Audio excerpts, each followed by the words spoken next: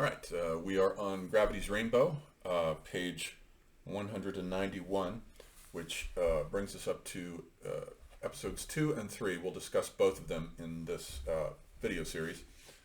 And so we're still on the French Riviera here, and these two episodes concern Slothrop's affair with Katya Borgesius, which transpires from late December to about mid-February. So it covers a period of weeks. And by the way, Katya's name means cat. That's significant. I forgot to mention this in German. Katze, die Katze, is the word for cat. So she's the cat goddess.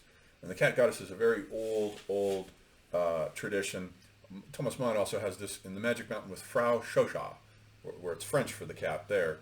The cat goddess goes all the way back to Inanna, with whom, if you look at Sumerian representations of Inanna, she often appears with a lion. And so the lion is associated with her. Later, during the Roman imperial period, it's associated with Cybele. Cybele has lions. So does, I believe, Shiva in India. Shiva's wife, Parvati, also is associated with a tiger, I believe, there. And so we have the cat goddess and a long tradition of it. And the cat does normally have a female valency. The cat is beautiful, but also dangerous at the same time. And of course, Katya here, as we find out, knows judo. They get into a couple of tussles, her and Slothrop. So she does have cat claws. She's beautiful, but not to be trusted. You got to be careful. So it's the cat goddess. And okay, so then, and the main thing to notice as we go through these two chapters is the series of colors. A whole rainbow of iridescent colors are made. Pynchon makes very vivid through these chapters. When he first meets Katya at a dinner party here inside the casino, she's wearing a Medici gown of sea green velvet. So now her gown, the first time we saw her, was dark brown, almost black, the color of the earth, in other words. Here now sea green, so it's the color of the ocean. So she is connected with the ocean, and when Slothrop first saw her, he sort of saw her as Venus coming up out of the ocean. Then later in the chapter, she will put over him a red damask tablecloth to make him disappear, metaphorically speaking, and then he'll run out naked after some guy takes all his stuff, wearing a purple sheet.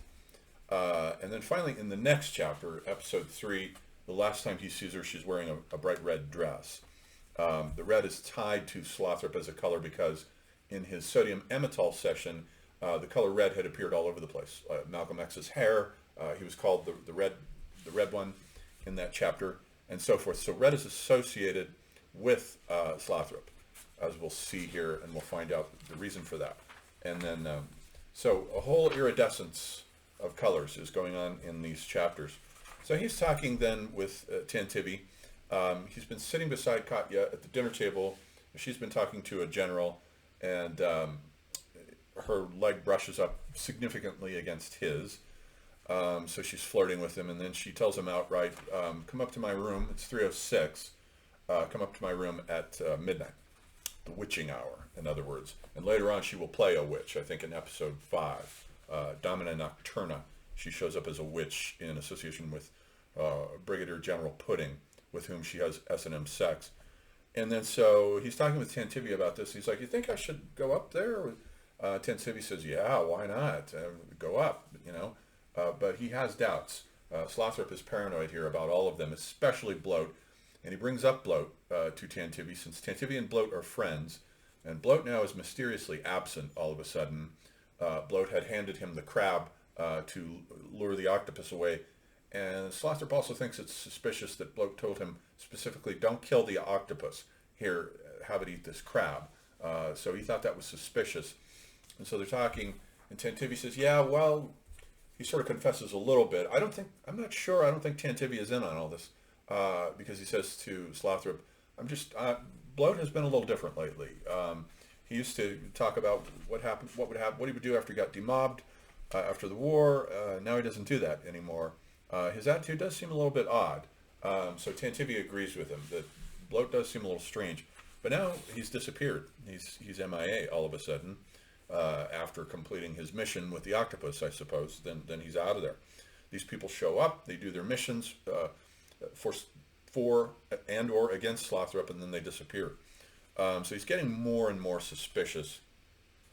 He goes up to her room at midnight, and of course they have sex, and then there's a funny scene where she's trying to sleep and he keeps snoring, and he won't stop. She has to hit him with a pillow to get him to go back to sleep, and this goes on for hours until finally she wakes up pissed off at him, and they get up kind of into a tussle. She grabs a seltzer bottle, sprays it at him, and they go back and forth in kind of a comical tussle. And then she brings out a red damask tablecloth and throws it over both of them. And they kind of snuggle in it. It's kind of womb-like. And she says, "I'm going to make one American lieutenant disappear." This is on page 200. "What's this?" inquires Slothrop. "Magic," she cries, and tosses the tablecloth over him, precisely wrinkling folds propagating swift as crystal faults, redly through the air. "Watch closely while they make one American lieutenant disappear."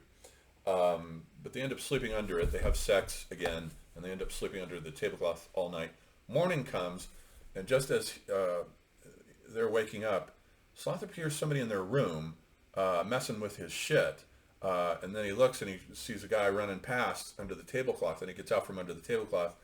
And the guy has stolen everything of Slothrop's. All his clothes, all his identity papers, everything has gone. We don't know yet. I don't know if we'll even find out who this person is and why they've done this. But Slothrop then gets up. He's totally naked. He has nothing to wear, and he runs after this guy. He goes out into the hallway, passes a cart with some laundry on it, grabs a purple sheet, and wraps it around himself. Now, of course, purple is associated with royalty. It was a dye that was invented by the Phoenicians specifically for royalty. And so, in a way, this is Slothrop is always a mock hero. This is mock heroic, him being the savior figure of the novel. Here, this is shortly after Christmas and before Pentecost. It's sandwiched right in there, as we remarked last time. So it's ironic. And he goes running after this guy down the hallway, and he sees that the guy has gone down a tree, or gone into a tree, and Slothrop jumps into the tree, but then he comically loses his grip and then falls out of it, falls down without with the sheet on him. It makes it to the ground with the sheet, and he falls down into the middle of someone's croquet game. And I believe that Bloat now reappears. All of a sudden, he's playing this croquet game. And Bloat is standing there acting all innocent, and he's asking Slothrop, what are you doing? What's happened? He says, "I have no clothes." And the women are looking at him. He's embarrassed. That would be a pretty embarrassing situation. But it's funny. The whole thing's really funny, the way Pynchon describes it. And Bloat says, "Well, I might have a uniform that you can wear." So he takes him into his hotel room, puts a uniform on him that doesn't really fit very well. And then he goes down into the bar, where there's kind of an asshole military man straight out of a Kubrick film, like some guy out of Full Metal Jacket or something, who says to him, "Didn't they teach you at Sandhurst to salute?" The officer screams, and he's just sitting there at the bar with a drink. And Slothrop is very awkward with him, tries to explain he's wearing someone else's uniform, and the guy calls him a Nazi, basically. He says, "What is this what are you, a Nazi?" And so notice now, the whole point of all this is that now Slothrop is beginning to disintegrate. He's losing his identity. He's lost his papers.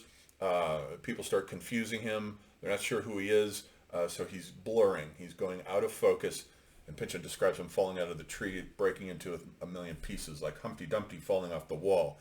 So, and this is an ironic counterpoint to the fact that this is Aries, the astrological sign of Aries, which has to do with the formation of identity.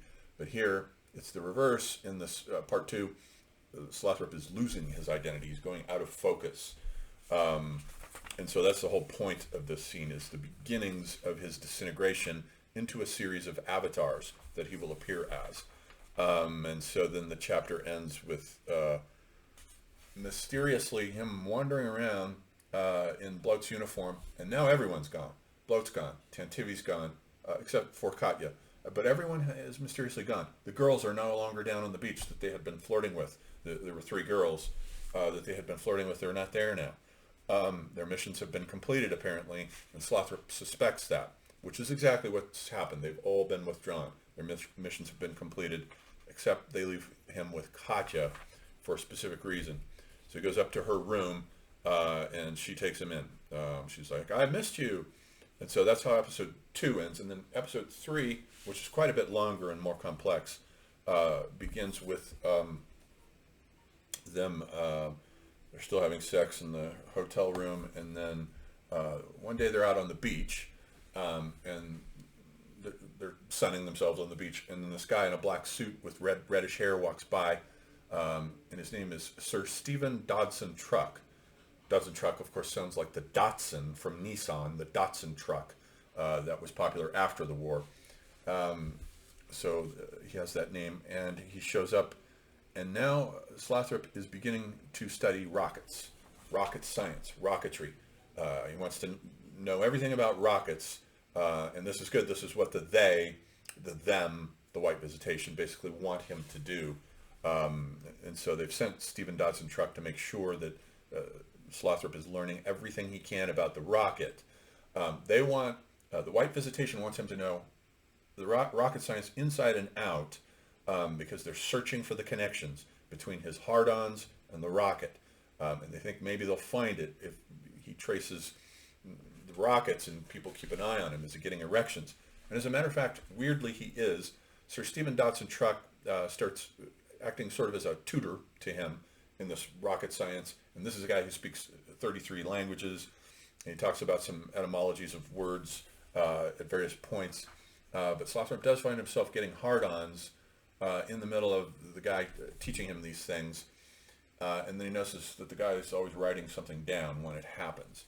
So apparently Dodson Truck is keeping track of Slothrop's erections. I suppose he can see them through his pants, I don't know. But that's his mission, that's his job. And note that we have already met his wife in episode 8 of part 1, the episode with the fire bombings. Right at the beginning there was Nora Dodson Truck. And she was one of the mediums, or one of the psychics, whatever, working for Pisces, and she was having an affair with the official medium, Carol Eventier.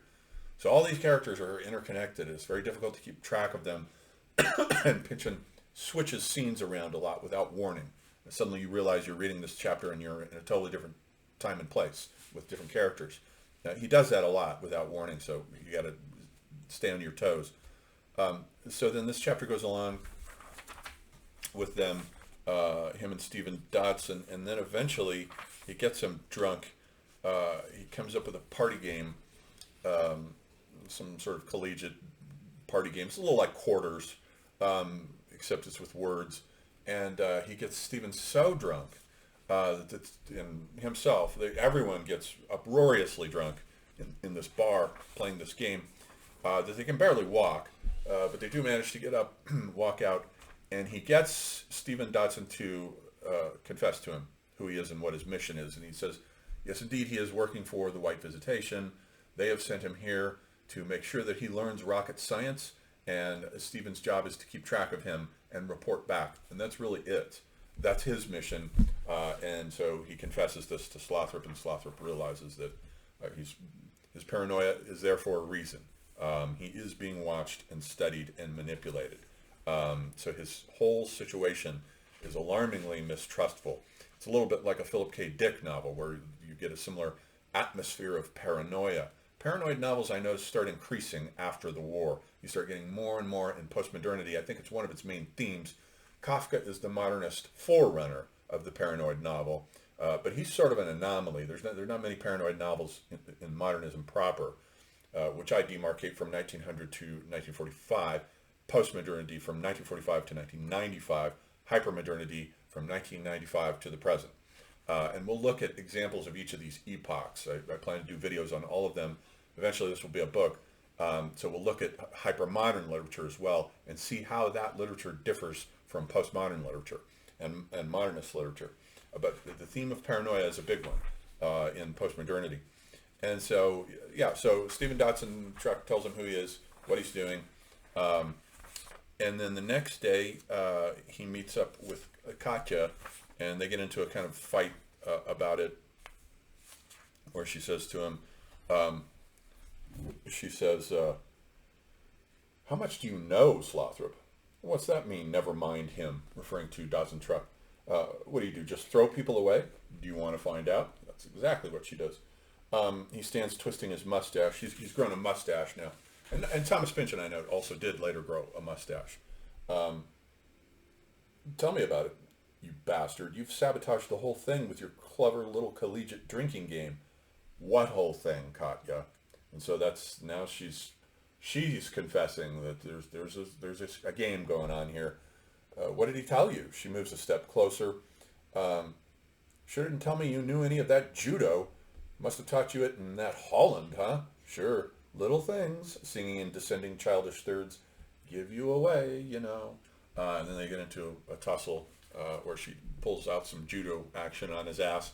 And he says, listen, cunt, don't make me lose my temper with you. Got no problems at all hitting women. I'm the Cagney of the French Riviera, so look out. She says, I'll kill you. And he says, what? And sabotage the whole thing? So he's on to her, just as Dominus Blacero had been on to Katya when she was there in Holland, spying on the Nazis for the Allies, and then she had to get her ass out of there. So to here, now that she knows that Slothrop is on to her, then she leaves. Her mission is done, so she goes back to England, the cat goddess. There's one interesting paragraph here I want to draw your attention to, 226, when they're talking, and Pynchon engages in some wordplay here, but it's significant. And she's trying to keep on him. Dawson Truck is gone, but she wants to make sure he knows all the rocketry. And she's asking him about, okay, now jet expansion angles. I'll give you an altitude, you tell me the angle, she says. Katya, why don't you tell me the angle, he says.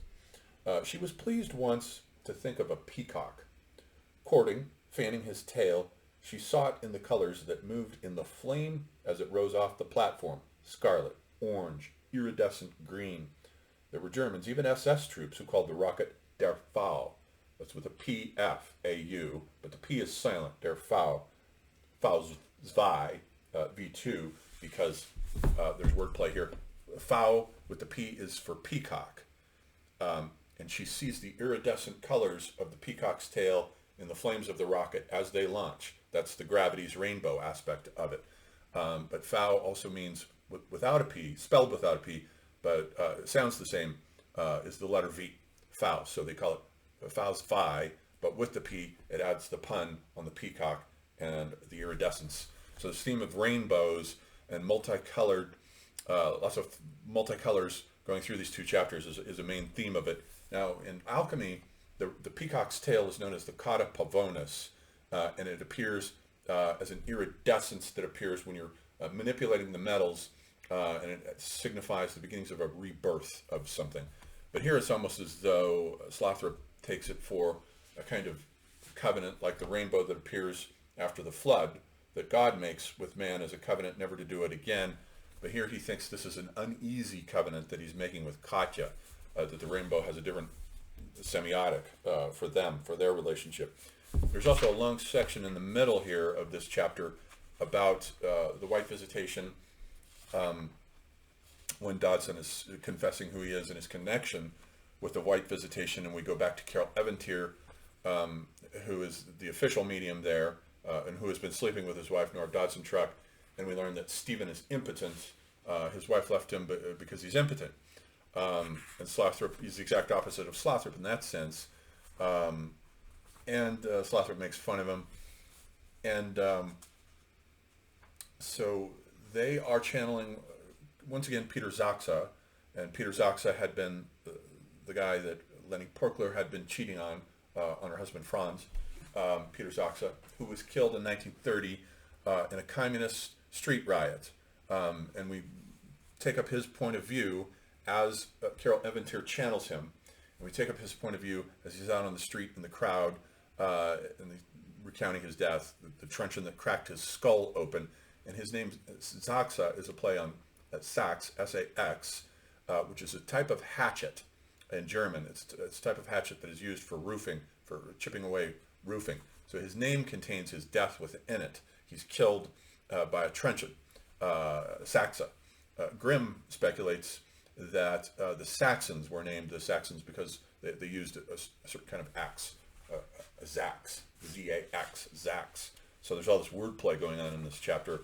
And so we learn about Peter Zaksa and his death.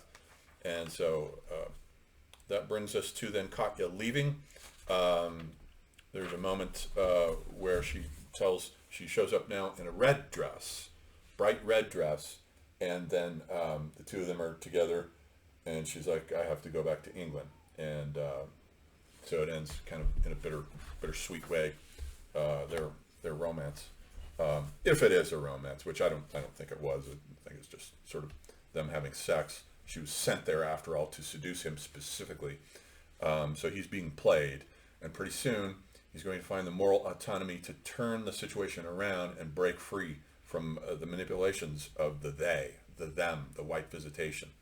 So we'll leave it there for this video.